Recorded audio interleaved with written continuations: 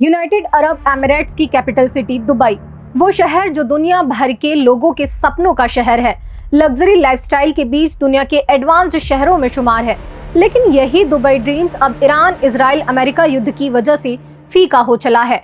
बुर्ज खलीफा की ऊंचाई पर चमकती लाइट्स, पाम जुमेरा के लग्जरी विलाज और दुनिया का सबसे बड़ा शॉपिंग मॉल हर साल 2 करोड़ से भी ज्यादा पर्यटकों को बुलाता था।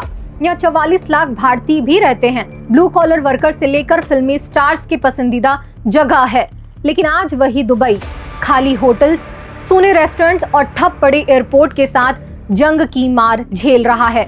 युद्ध अब दुबई के सपनों को चूर कर रहा है।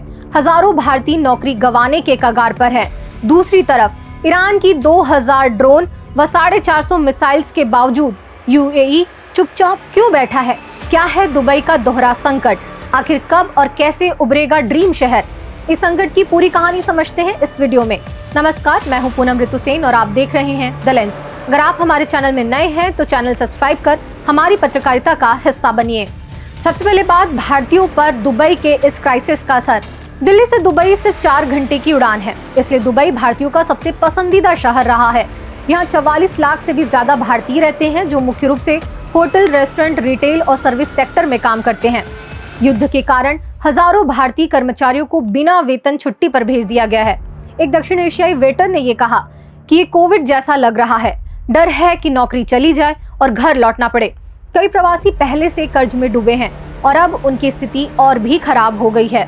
बिजनेसमैन के अलावा यहाँ IT professionals, doctors, engineers, bankers, teachers और फैमिली के साथ शिफ्ट हो चुके मिडिल क्लास भारतीय भी बड़ी संख्या में रहते हैं।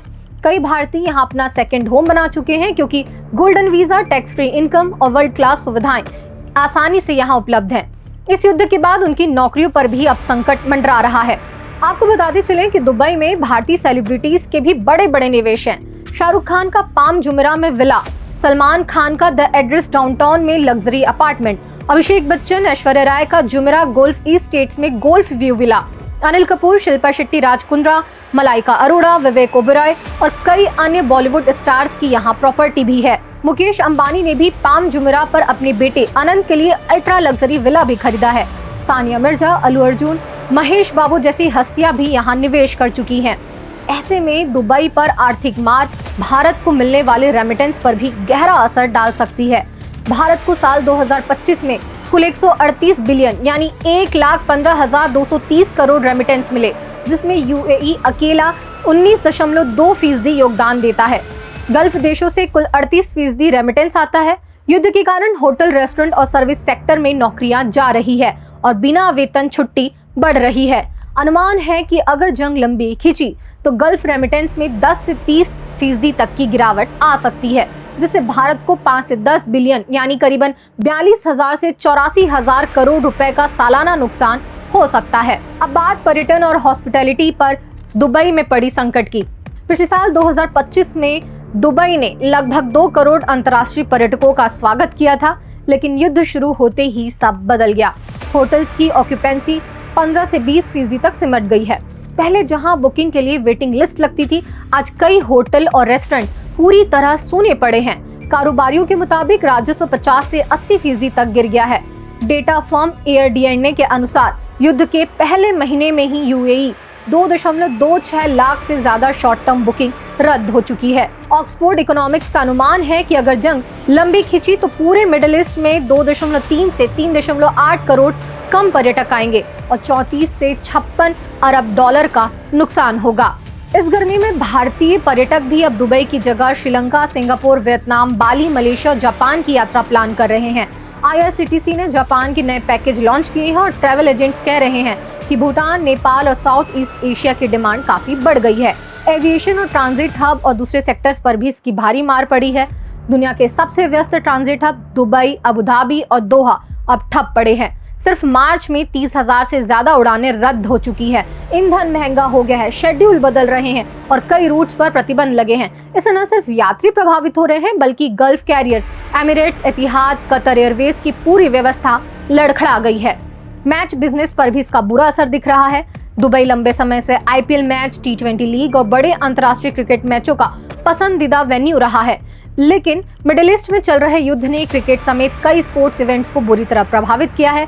अफगानिस्तान वर्सेस श्रीलंका की क्रिकेट सीरीज को पूरी तरह स्थगित कर दिया गया है। यह सीरीज मार्च 2026 में शारजा और दुबई में खेली जानी थी, लेकिन अब इसे साल के एंड क्वार्टर में शिफ्ट कर दिया गया है। वैसे ही इंग्लैंड लायंस की पाकिस्तान शाहीन के खिलाफ अनऑफिशियल ओडीआई सीरीज का बचा हुआ हिस्सा रद्द कर दिया गया है। कई अन्य अंतर्राष्ट्रीय स्पोर्ट्स इवेंट्स भी प्रभावित हुए हैं, जैसे कि एटीपी टेनिस चैलेंजर टूर्नामेंट को सुरक्षा अलर्ट के कारण रद्द करना पड़ा। इससे hotel booking, ticket sale, sports tourism और लोकल इकोनॉमी को भारी नुकसान हुआ है। दुबई का रियल एस्टेट मार्केट भी संकट से नहीं बचा। युद्ध शुरू होने के बाद विदेशी निवेशकों की दिलचस्पी तेजी से घटी है। राउटर्स की रिपोर्ट के अनुसार मार्च के पहले 12 दिनों में यूएई में प्रॉपर्टी ट्रांजैक्शन वॉल्यूम 37% सालाना और 49% मासिक आधार पर गिर गया। प्राइम लोकेशंस जैसे कि बुर्ज खलीफा और पाम जुमेरा के आसपास में प्रॉपर्टी की कीमतें 12 से 15% तक घट रही हैं। कई डेवलपर्स को प्रोजेक्ट्स डिले करने पड़े हैं। रिटेल, शॉपिंग मॉल और लग्जरी सेक्टर पर भी असर दिख रहा है। दुबई के मॉल और अन्य बड़े शॉपिंग सेंटर्स में फुटफॉल 45% तक गिर गया है। लग्जरी ब्रांड्स की सेल में 50 से 60% तक गिरावट देखी जा रही है।